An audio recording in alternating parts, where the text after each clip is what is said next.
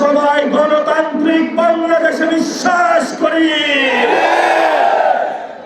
গণতান্ত্রিক বাংলাদেশের মাপকাঠিতে আজকে আমরা এখানে অবস্থান করছি। গত 17 বছরে যেই ভাইয়েরা বলেছিল বাংলাদেশে গণতন্ত্র প্রয়োজন, যে ভাইয়েরা বলেছিল আমার বাসার সামনে বালুর ট্রাক, সেই ভাইয়েরা মৌলভীবাজার থেকে হবিগঞ্জে যাওয়ার সময় দেখি রাস্তা বন্ধ, রাস্তাতে ট্রাকের চাক্কা পাংচার করে ট্রাক রেখে দিয়েছে, কিন্তু বালু ছিল না। ভাগ্যিস আমাদের, আমরা সেই ট্রাক সরিয়েছি। তারপরে দেখি 400 পুলিশ যাইতে দিবে না। পুলিশের দিকে তাকায় দেখি যেই পুলিশ আওয়ামী লীগের আমলে যেইভাবে হলো হিংস্র চরিত্র নিয়ে দাঁড়িয়েছিল, সে একই পুলিশ আবার দাঁড়িয়ে আছে। পুলিশ ভাইদেরকে বললাম, আপনাদের যারা অফিসার তাদের সন্তানরা বিদেশে পড়ে,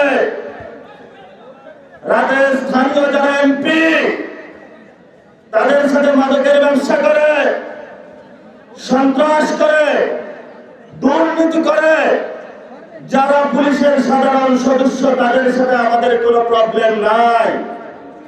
12-13 হাজার টাকা বেতন দেয়, সারা দিন দাঁড় করিয়ে রাখে, ফ্যামিলির কাছে যাইতে পারে না, তাদেরকে আমাদের উপরে লেলিয়ে দেওয়া হয়েছিল।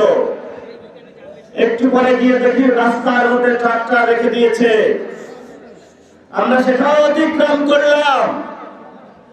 এরপরে গিয়ে দেখি 500 পুলিশ পুরো রাস্তা ঘেরাও করে রেখেছে।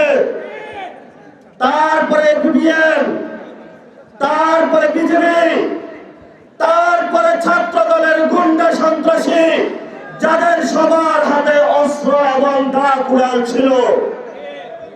ডান দিকে তাকাইলাম, সেখানেও দেখি তাদের হাতে অস্ত্র। বাম দিকে তাকাইলাম, সেখানেও দেখি অস্ত্র। চিন্তা করলাম, এই বাহিনী বাংলাদেশে আবার কোথা থেকে আবিষ্কৃত হলো? দা বাহিনী, কুড়াল বাহিনী।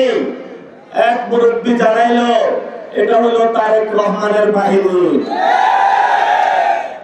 তারেক রহমানকে বলবো, বাংলাদেশে আপনাকে হয়তো গণতন্ত্র বেছে নিতে হবে, যদি সন্ত্রাস বেছে নেন জানিয়ে দিন, সকল সন্ত্রাসীদেরকে মোকাবেলা করতে আমরা প্রস্তুত আছি বাংলাদেশে। প্রিয় সিলেটবাসী, আপনারা শাহজালালের বংশধর, ফুলতলির বংশধর,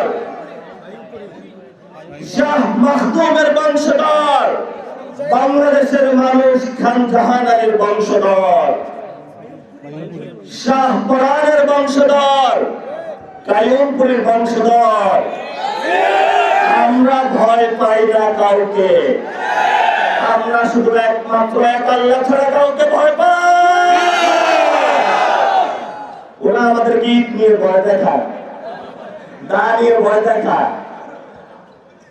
কি একটা অসভ্য জগতে এসে পড়লাম। আমরা মনে করলাম যে 17 বছর এগুলা জেলে থাইকা সভ্য হয়ে গেছে। শেখ হাসিনার জেলে অনেক নিরপরাধ মানুষ ছিল জেলে, ঠিক আছে, আমরা একটু তাদেরকে উদ্ধারে এগিয়ে গেলাম, জেল খুলে দিলাম। ওদের আগের যে খাসওয়াত, হায়নার মতন চাপিয়ে পড়া, যেই মানুষগুলোকে মুক্ত করে দিলাম আমরা, সেই মানুষগুলো এখন অস্ত্র নিয়ে আমাদেরকে মারতে আসে।